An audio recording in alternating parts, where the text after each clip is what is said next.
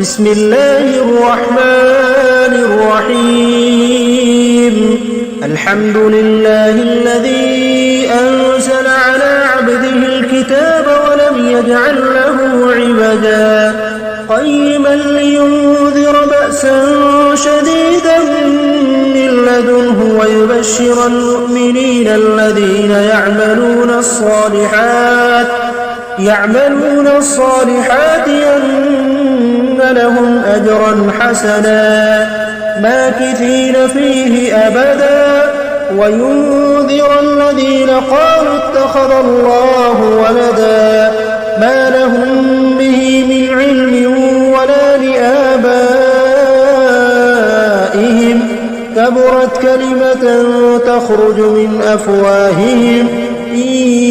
يقولون إلا كذبا فلعلك باخع نفسك على آثارهم إن لم يؤمنوا بهذا الحديث أسفا إنا جعلنا ما على الأرض زينة لها لنبلوهم أيهم أحسن عملا وإنا لجاعلون ما عليها صعيدا جرزا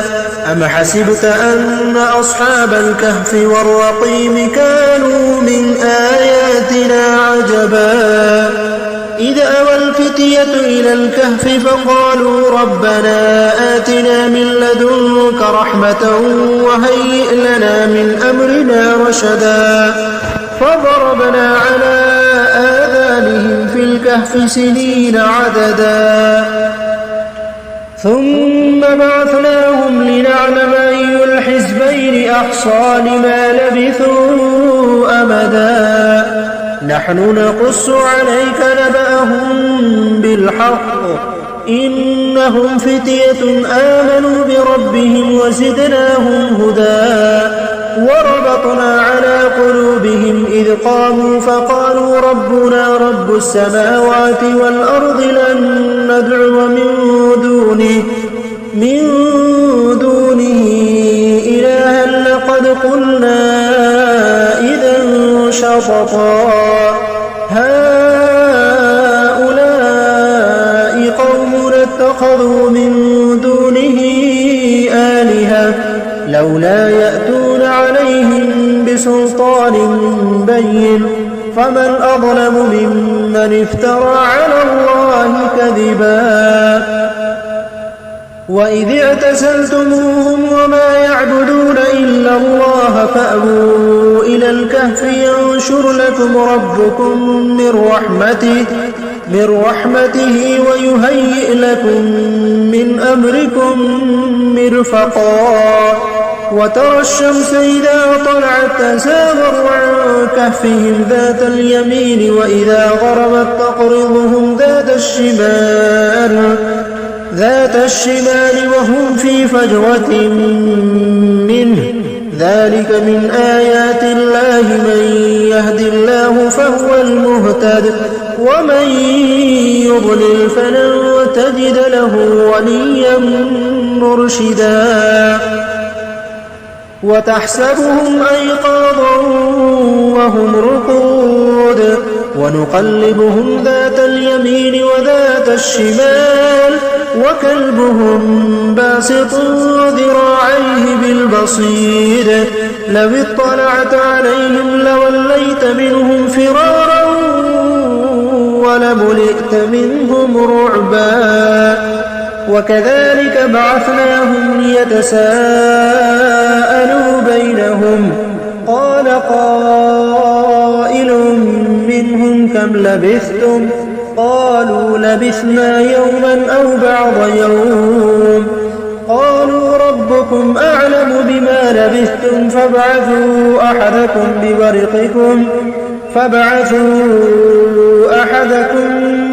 بورقكم هذه إلى المدينة فلينظر أيها أزكى طعاما فليأتكم برزق منه منه وليتلطف ولا يشعرن بكم أحدا إنهم إن يظهروا عليكم يرجموكم أو يعيدوكم في ملتهم ولن تفلحوا إذا أبدا وكذلك أعثرنا عليهم ليعلموا أن وعد الله حق وأن الساعة لا ريب فيها إذ يتنازعون بينهم أمرهم فقالوا بنوا عليهم بنيانا ربهم أعلم بهم قال الذين غلبوا على أمرهم لنتخذن عليهم مسجدا سيقولون ثلاثة رابعهم كلبهم ويقولون خمسة سادسهم كلبهم رجما بالغيب ويقولون سبعة وثامنهم كلبهم قل ربي أعلم بعدتهم ما يعلمهم إلا قليل فلا تمار فيهم إلا مراء ظاهرا ولا تستفت فيهم منهم أحدا ولا تقولن لشيء إني فاعل ذلك غدا إلا أن يشاء الله واذكر ربك إذا نسيت وقل عسى أن يهديني ربي لأقرب من هذا رشدا ولبثوا في كهفهم 300 سنين وازدادوا 9 قل الله أعلم بما لبثوا له غيب السماوات والأرض أبصر به وأسمع ما لهم من دونه من ولي ولا يشرك في حكمه أحدا واتل ما أوحي إليك من كتاب ربك لا مبدل لكلماته ولن تجد من دونه ملتحدا واصبر نفسك مع الذين يدعون ربهم بالغداة والعشي يريدون وجهه ولا تعد عيناك عنهم تريد زينة الحياة الدنيا ولا تطع من أغفلنا قلبه عن ذكرنا واتبع هواه وكان أمره فرطا وقل الحق من ربكم فمن شاء فليؤمن ومن شاء فليكفر إنا أعتدنا للظالمين نارا أحاط بهم سرادقها وإن يستغيثوا يغاثوا بماء كالمهل يشوي الوجوه بئس الشراب وساءت مرتفقا إن الذين آمنوا وعملوا الصالحات إنا لا نضيع أجر من أحسن عملا أولئك لهم جنات عدن تجري من تحتهم الأنهار يحلون فيها من أساور من ذهب ويلبسون ثيابا خضرا من سندس واستبرق متكئين فيها على الأرائك نعم الثواب وحسنت مرتفقا واضرب لهم مثلا رجلين جعلنا لأحدهما جنتين من أعناب وحففناهما بنخل وجعلنا بينهما زرعا كلتا الجنتين آتت أكلها ولم تظلم منه شيئا وفجرنا خلالهما نهرا وكان له ثمر فقال لصاحبه وهو يحاوره أنا أكثر منك مالا وأعز نفرا ودخل جنته وهو ظالم لنفسه قال ما أظن أن تبيد هذه أبدا وما أظن الساعة قائمة ولئن رددت إلى ربي لأجدن خيرا منها منقلبا قال له صاحبه وهو يحاوره أكفرت بالذي خلقك من تراب ثم من نطفة ثم سواك رجلا لكن هو الله ربي ولا أشرك بربي أحدا ولولا إذ دخلت جنتك قلت ما شاء الله لا قوة إلا بالله إن ترني أنا أقل منك مالا وولدا فعسى ربي أن يؤتيني خيرا من جنتك ويرسل عليها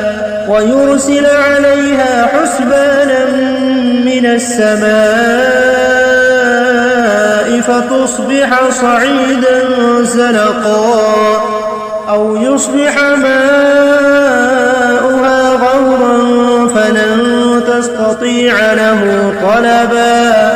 وأحيط بثمره فأصبح يقلب كفيه على ما أنفق فيها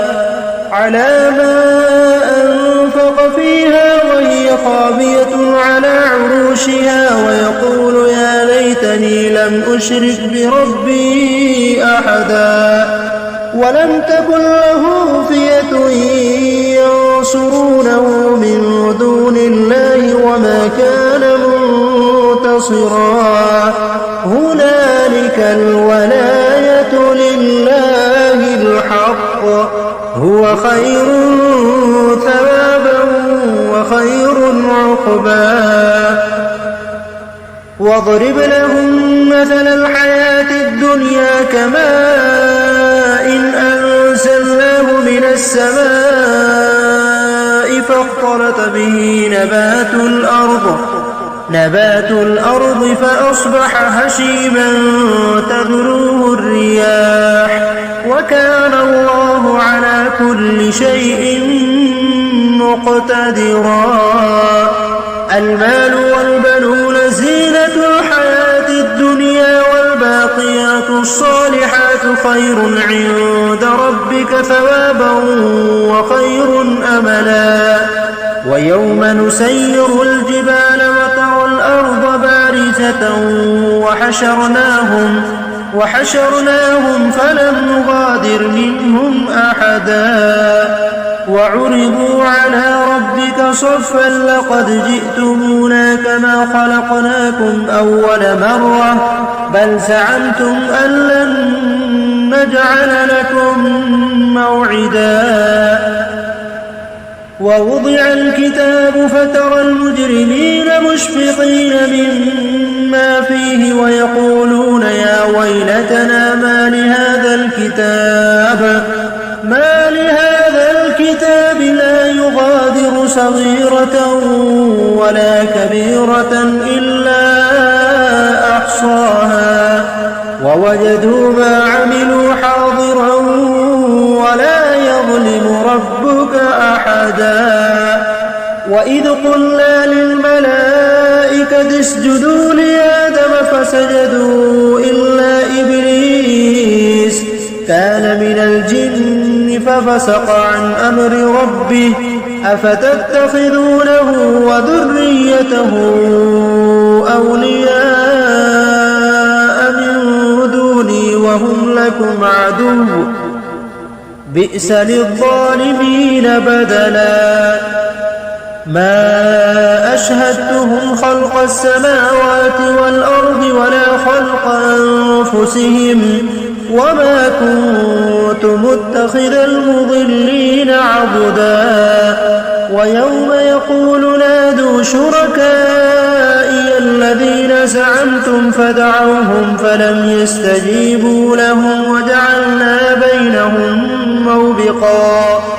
ورأى المجرمون النار فظنوا أنهم مواقعها ولم يجدوا عنها مصرفا ولقد صرفنا في هذا القرآن للناس من كل مثل وكان الإنسان أكثر شيء جدلا وما منع الناس أن يؤمنوا إذ جاءهم الهدى ويستغفروا ربهم إلا أن تأتيهم سنة الأولين أو يأتيهم العذاب قبلا وما نرسل المرسلين إلا مبشرين ومنذرين ويجادل الذين كفروا بالباطل ليدحضوا به الحق واتخذوا آياتي وما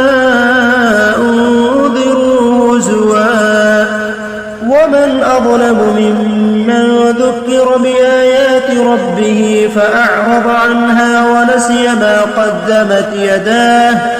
إنا جعلنا على قلوبهم أكنة أن يفقهوه وفي آذانهم وقرا وإن تدعوهم إلى الهدى فلن يهتدوا إذا أبدا وربك الغفور ذو الرحمة لو يؤاخذهم بما كسبوا لعجل لهم العذاب بل لهم موعد لن يجدوا من دونه موئلا وتلك القرى أهلكناهم لما ظلموا وجعلنا لمهلكهم موعدا وإذ قال موسى لفتاه لا أبرح حتى أبلغ مجمع البحرين أو أمضي حقبا فلما بلغا مجمع بينهما نسيا حوتهما فاتخذ سبيله في البحر سربا فلما جاوزا قال لفتاه آتنا غداءنا لقد لقينا من سفرنا هذا نصبا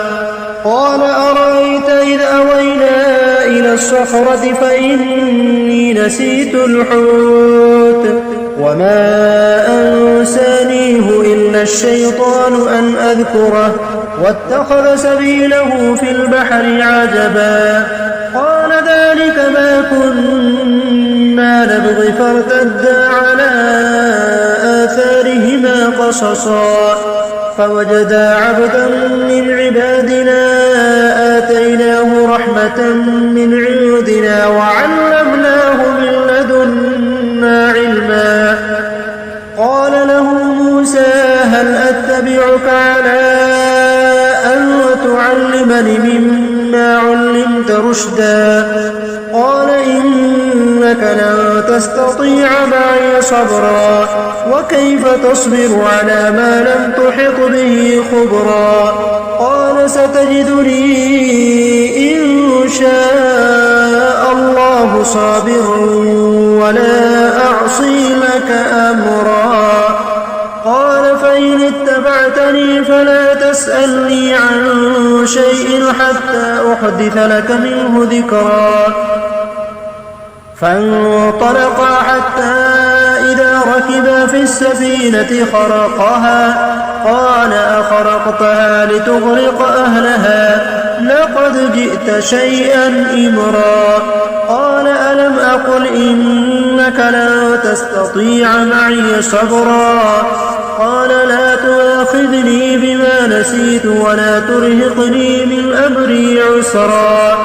فانطلقا فانطلقا حتى إذا لقيا غلاما فقتله قال أقتلت نفسا زكية بغير نفس لقد جئت شيئا نكرا قال ألم أقل لك إنك لا تستطيع معي صبرا قال إن سألتك عن شيء بعدها فلا تصاحبني قد بلغت من لدني عذرا فانطلقا حتى إذا أتيا أهل قرية استطعما أهلها فابوا أن يضيفوهما فوجدا فيها جدارا يريد أن ينقض فأقامه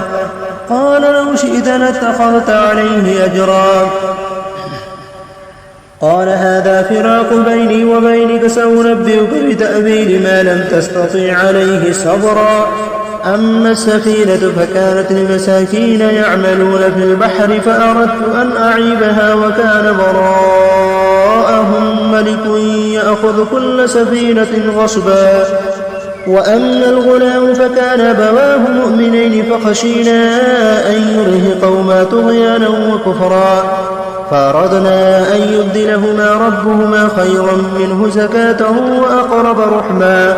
وأما الجدار فكان لغلامين يتيمين في المدينة وكان تحته كنز لهما وكان أبوهما صالحا فأراد ربك أن يبلغا أشدهما ويستخرجا كنزهما رحمة من ربك وما فعلته عن أمري ذلك تأويل ما لم تستطع عليه صبرا ويسألونك عن ذي القرنين قل سأتلو عليكم منه ذكرا إنا مكنا له في الأرض وآتيناه من كل شيء سببا فأتبع سببا حتى إذا بلغ مغرب الشمس وجدها تغرب في عين حمية ووجد عندها قوما قلنا يا ذا القرنين إما أن تعذب وإما أن تتخذ فيهم حسنا قال أما من ظلم فسوف نعذبه ثم يرد إلى ربه فيعذبه عذابا نكرا وأما من آمن وعمل صالحا فله جزاء الحسنى وسنقول له من أمرنا يسرا ثم أتبع سببا حتى إذا بلغ مطلع الشمس وجدها تطلع على قوم لم نجعل لهم من دونها سترا كذلك وقد أحطنا بما لديه خبرا ثم أتبع سببا حتى إذا بلغ بين السدين وجد من دونهما قوما لا يكادون يفقهون قولا قالوا يا ذا القرنين إن يأجوج ومأجوج مفسدون في الأرض فهل نجعل لك خرجا على أن تجعل بيننا وبينهم سدا قال ما مكنني فيه ربي خير فأعينوني بقوة أجعل بينكم وبينهم ردما آتوني زبر الحديد حتى إذا ساوى بين الصدفين قال انفخوا حتى إذا جعله نارا قال آتوني أفرغ عليه قطرا فما استطاعوا أن يظهروه وما استطاعوا له نقبا قال هذا رحمة من ربي فإذا جاء وعد ربي جعله دكاء وكان وعد ربي حقا وتركنا بعضهم يومئذ يموج في بعض ونفخ في السور فجمعناهم جمعا وعرضنا جهنم يومئذ للكافرين عرضا الذين كانت أعينهم في غطاء عن ذكري وكانوا لا يستطيعون سمعا أفحسب الذين كفروا أن يتخذوا عبادي من دوني أولياء إنا أعتدنا جهنم للكافرين نزلا قل هل ننبئكم بالأخسرين أعمالا الذين ضل سعيهم في الحياة الدنيا وهم يحسبون أنهم يحسنون صنعا أولئك الذين كفروا بآيات ربهم ولقائه فحبطت أعمالهم فلا نقيم لهم يوم القيامة وزنا ذلك جزاؤهم جهنم بما كفروا واتخذوا آياتي ورسلي هزوا إن الذين آمنوا وعملوا الصالحات كانت لهم جنات الفردوس نزلا خالدين فيها لا يبغون عنها حولا قل لو كان البحر مدادا لكلمات ربي لنفذ البحر قبل أن تنفذ كلمات ربي ولو جئنا بمثله مددا قل إنما أنا بشر مثلكم يوحى إلي أنما إلهكم إله واحد فمن كان يرجو لقاء ربه فليعمل عملا صالحا ولا يشرك بعبادة ربه أحدا بسم الله الرحمن الرحيم ياسين والقرآن الحكيم إنك لمن المرسلين على صراط مستقيم تنزيل العزيز الرحيم لتنذر قوما ما أنذر آباؤهم فهم غافلون لقد حق القول على أكثرهم فهم لا يؤمنون إنا جعلنا في أعناقهم أغلالا فهي إلى الأذقان فهم مقمحون وجعلنا من بين أيديهم سدا ومن خلفهم سدا فأغشيناهم فهم لا يبصرون وسواء عليهم أأنذرتهم أم لم تنذرهم لا يؤمنون إنما تنذر من اتبع الذكر وخشي الرحمن بالغيب فبشره بمغفرة وأجر كريم إنا نحن نحيي الموتى ونكتب ما قدموا وآثارهم وكل شيء أحصيناه في إمام مبين واضرب لهم مثلا أصحاب القرية إذ جاءها المرسلون إذ أرسلنا إليهم اثنين فكذبوهما فعززنا بثالث فقالوا إنا إليكم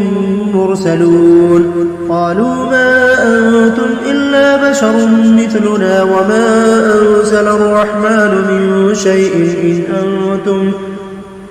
إن أنتم إلا تكذبون قالوا ربنا يعلم إنا إليكم لمرسلون وما علينا إلا البلاغ المبين قالوا إنا تطيرنا بكم لئن لم تنتهوا لنرجمنكم وليمسنكم منا عذاب أليم قالوا طائركم معكم أئن ذكرتم بل أنتم قوم مسرفون وجاء من أقصى المدينة رجل يسعى قال يا قوم اتبعوا المرسلين اتبعوا من لا يسألكم أجرا وهم مهتدون وما لي لا أعبد الذي فطرني وإليه ترجعون أأتخذ من دونه آلهة إن يردني الرحمن بضر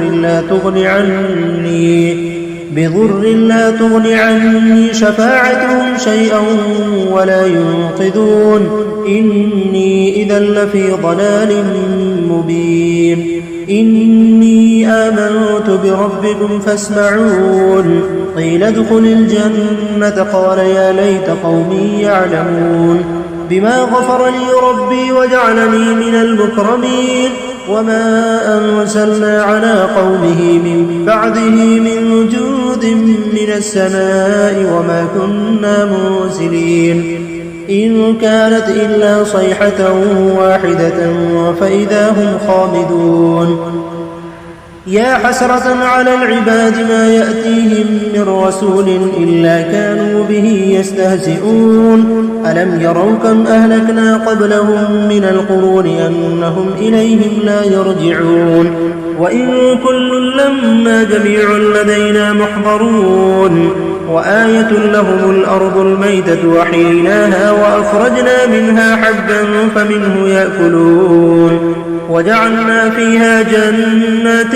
من نخيل وأعناب وفجرنا فيها من العيون ليأكلوا من ثمره وما عملته أيديهم أفلا يشكرون سبحان الذي خلق الأزواج كلها مما تنبت الأرض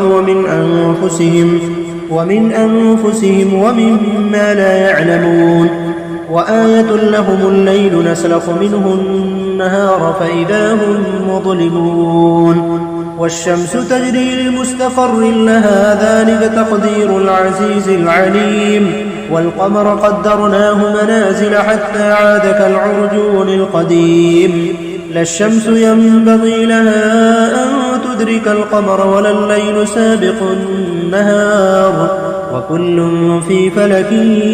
يسبحون وآية لهم أنا حملنا ذريتهم في الفلك المشحون وخلقنا لهم من مثله ما يركبون وإن نشأ نغرقهم فلا صريخ لهم ولا هم ينقذون إلا رحمة منا ومتاعا إلى حين وإذا قيل لهم اتقوا ما بين أيديكم وما خلفكم لعلكم ترحمون وما تأتيهم من آية من آيات ربهم إلا كانوا عنها معرضين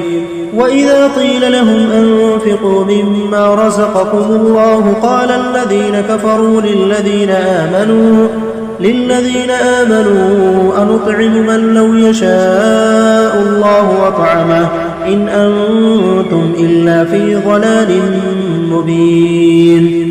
ويقولون متى هذا الوعد إن كنتم صادقين ما ينظرون إلا صيحة واحدة وتأخذهم وهم يخصمون فلا يستطيعون توصية ولا إلى أهلهم يرجعون ونفخ في الصور فإذا هم من الأجداث إلى ربهم ينسلون قالوا يا ويلنا من بعثنا من مرقدنا هذا ما وعد الرحمن وصدق المرسلون إن كانت إلا صيحة واحدة فإذا هم جميع لدينا محضرون فاليوم لا تظلم نفس شيئا ولا تجزون إلا ما كنتم تعملون إن أصحاب الجنة اليوم في شغل فاكهون هم وأزواجهم في ظلال على الأرائك متكئون لهم فيها فاكهة ولهم ما يدعون سلام قولا من رب رحيم وامتازوا اليوم أيها المجرمون ألم عاهد إليكم يا بني آدم ألا تعبدوا الشيطان إنه لكم عدو مبين وأن اعبدوني هذا صراط مستقيم ولقد أضل منكم جبلا كثيرا أفلم تكونوا تعقلون هذه جهنم التي كنتم توعدون اصلوها اليوم بما كنتم تكفرون اليوم نختم على أفواههم وتكلمنا أيديهم وتشهد أرجلهم بما كانوا يكسبون ولو نشاء لطمسنا على أعينهم فاستبقوا الصراط فأنى يبصرون ولو نشاء لمسخناهم على مكانتهم فما استطاعوا مضيا ولا يرجعون ومن نعمره ننكسه في الخلق أفلا يعقلون وما علمناه الشعر وما ينبغي له إن هو إلا ذكر وقرآن مبين لينذر من كان حيا ويحق القول على الكافرين أولم يروا أنا خلقنا لهم مما عملت أيدينا أنعام فهم لها مالكون وذللناها لهم فمنها ركوبهم ومنها يأكلون ولهم فيها منافع ومشارب أفلا يشكرون واتخذوا من دون الله آلهة لعلهم ينصرون لا يستطيعون نصرهم وهم لهم جند محضرون فلا يحزنك قولهم إنا نعلم ما يسرون وما يعلنون أولم ير الإنسان أنا خلقناه من نطفة فإذا هو خصيب مبين وضرب لنا مثلا ونسي خلقه قال من يحيي العظام وهي رميم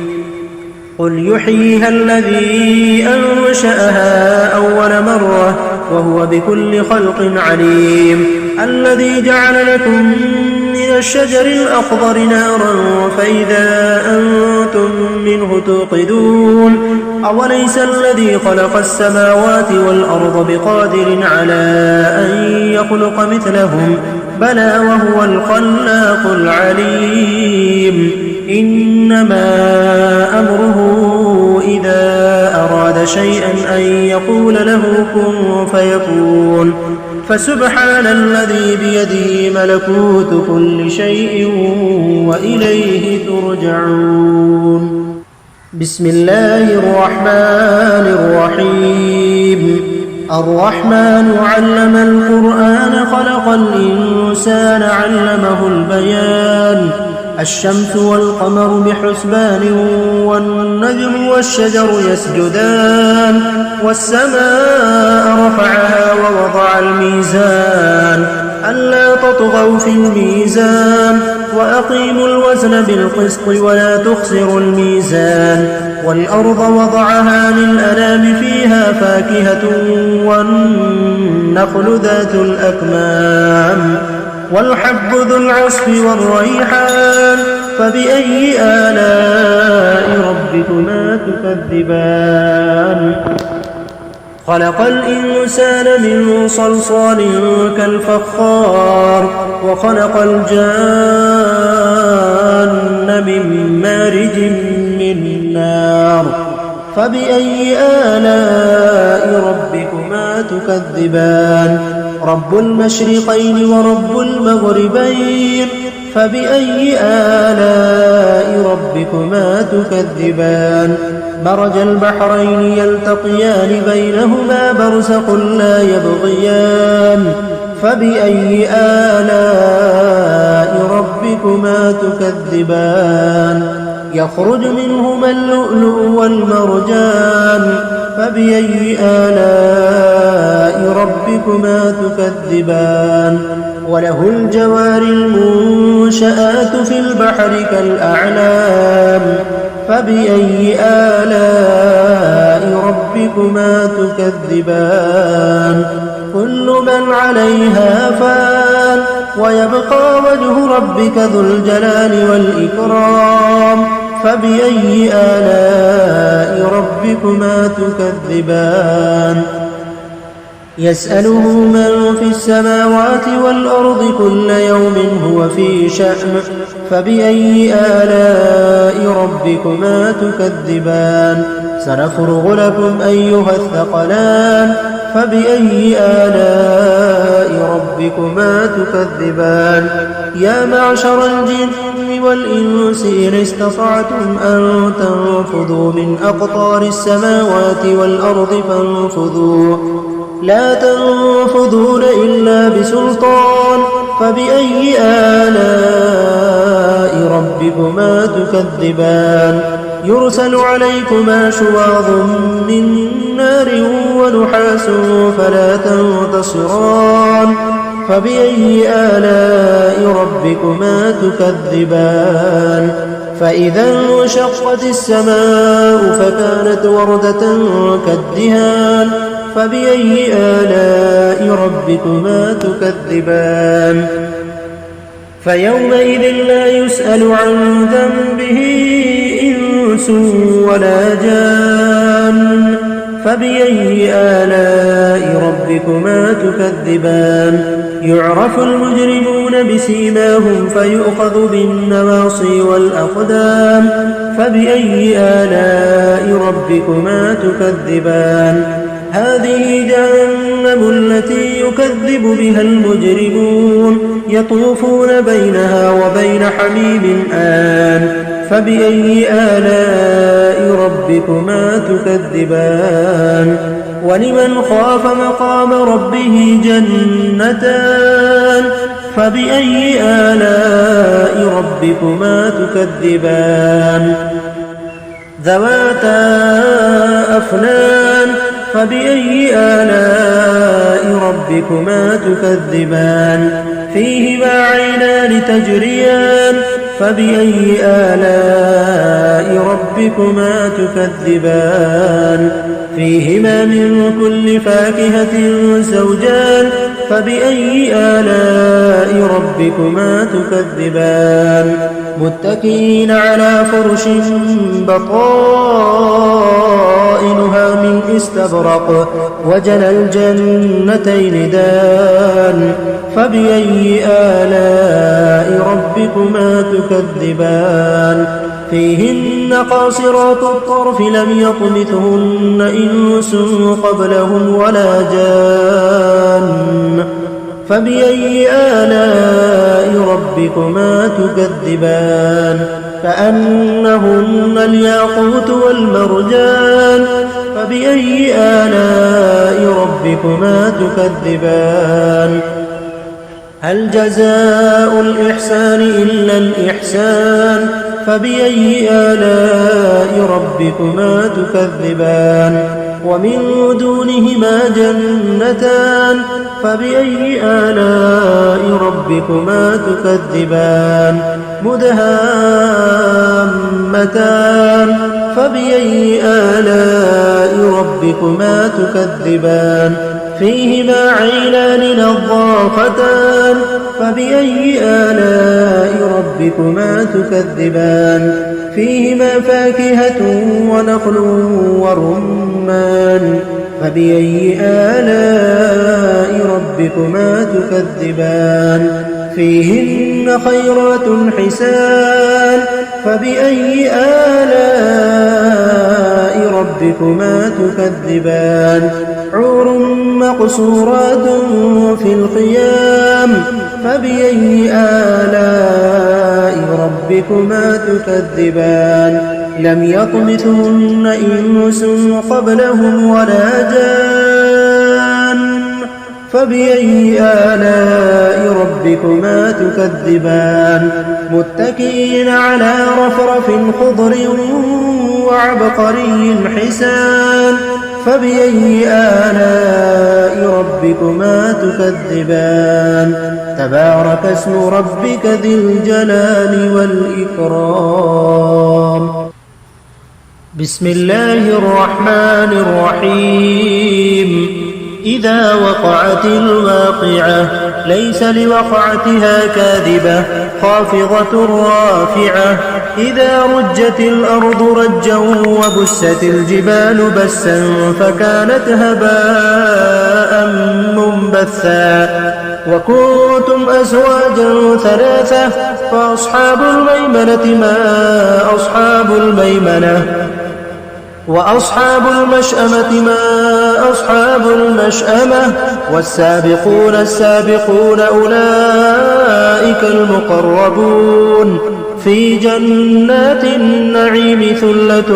من الأولين وقليل من الآخرين على سرر موضونة متكئين عليها متقابلين يطوف عليهم ولدان مخلدون بأكواب وأباريق وكأس من معين لا يصدعون عنها ولا ينزفون وفاكهة مما يتخيرون ولحم طير مما يشتهون وحور عين كأمثال اللؤلؤ المكنون جزاء بما كانوا يعملون لا يسمعون فيها لغوا ولا تأثيما إلا قيلا سلاما سلاما. وأصحاب اليمين ما أصحاب اليمين في سدر مخضود وطلح منضود وظل ممدود وماء مسكوب وفاكهة كثيرة لا مقطوعة ولا ممنوعة وفرش مرفوعة. إنا أنشأناهن إنشاء فجعلناهن أبكارا عربا أترابا لأصحاب اليمين. ثلة من الأولين وثلة من الآخرين. وأصحاب الشمال ما أصحاب الشمال في سموم وحميم وظل من يحموم لا بارد ولا كريم. إنهم كانوا قبل ذلك مترفين وكانوا يصرون على الحنث العظيم وكانوا يقولون أئذا متنا وكنا ترابا وعظاما أئنا لمبعوثون أو آباؤنا الأولون. قل إن الأولين والآخرين لمجموعون إلى ميقات يوم معلوم. ثم إنكم أيها الضالون المكذبون لآكلون من شجر من زقوم فمالئون منها البطون فشاربون عليه من الحميم فشاربون شرب الهيم.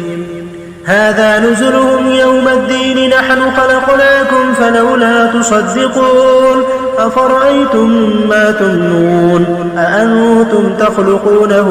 أم نحن الخالقون. نحن قدرنا بينكم الموت وما نحن بمسبوقين على أن نبدل أمثالكم وننشئكم فيما لا تعلمون. ولقد علمتم النشأة الأولى فلولا تذكرون. أفرأيتم ما تحرثون أأنتم تزرعونه أم نحن الزارعون. لو نشاء لجعلناه حطاما فظلتم تفكهون. إنا لمغرمون بل نحن محرومون. أفرأيتم الماء الذي تشربون أأنتم أنزلتموه من المزن أم نحن المنزلون. لو نشاء جعلناه أجاجا فلولا تشكرون. أفرأيتم النار التي تورون أأنتم أنشأتم شجرتها أم نحن المنشئون. نحن جعلناها تذكرة ومتاعا للمقوين. فسبح باسم ربك العظيم. فلا أقسم بمواقع النجوم وإنه لقسم لو تعلمون عظيم. إنه لقرآن كريم في كتاب مكنون لا يمسه إلا المطهرون. تنزيل من رب العالمين. أفبهذا الحديث أنتم مدهنون وتجعلون رزقكم أنكم تكذبون. فلولا إذا بلغت الحلقوم وأنتم حينئذ تنظرون. ونحن أقرب إليه منكم ولكن لا تبصرون. فلولا إن كنتم غير مدينين ترجعونها إن كنتم صادقين. فأما إن كان من المقربين فروح وريحان وجنة نعيم. وأما إن كان من أصحاب اليمين فسلام لك من أصحاب اليمين. وأما إن كان من المكذبين الضالين فنزل من حميم وتصلية جحيم. إن هذا لهو حق اليقين. فسبح باسم ربك العظيم. بسم الله الرحمن الرحيم. تبارك الذي بيده الملك وهو على كل شيء قدير. الذي خلق الموت والحياة ليبلوكم أيكم أحسن عملا وهو العزيز الغفور الذي خلق 7 سماوات طباقا ما ترى في خلق الرحمن من تفاوت فارجع البصر هل ترى من فطور ثم ارجع البصر كرتين ينقلب إليك البصر خاسئا وهو حسير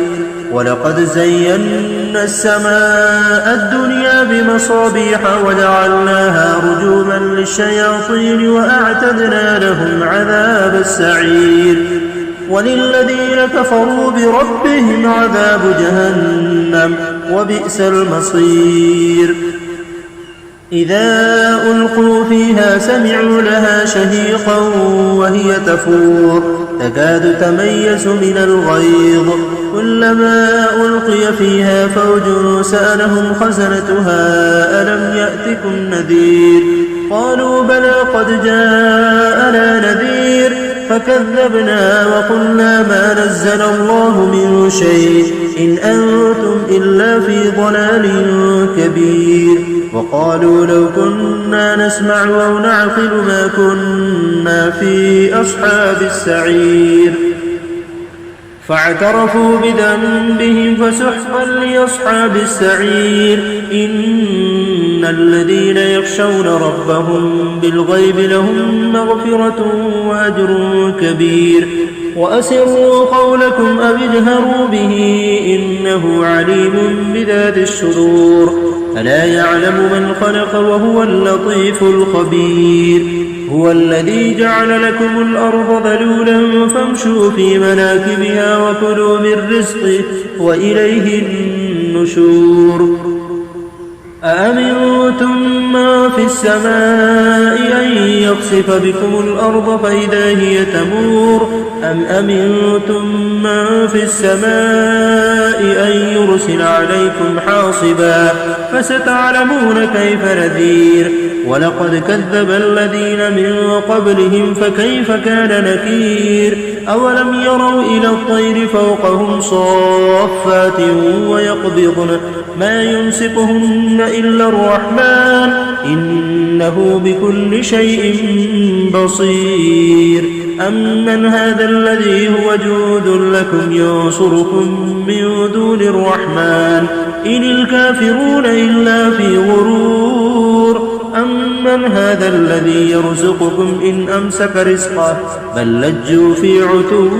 ونفور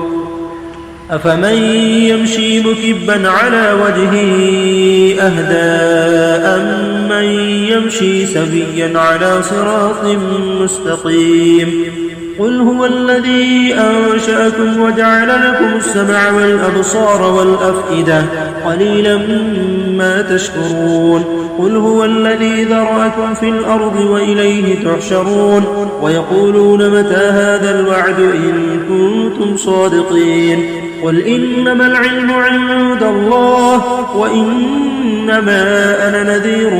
مبين فلما رأوا زلفة سيئت وجوه الذين كفروا وقيل هذا الذي كنتم به تدعون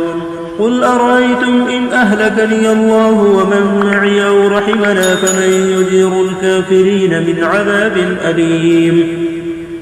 قل هو الرحمن آمنا به وعليه توكلنا فستعلمون من هو في ضلال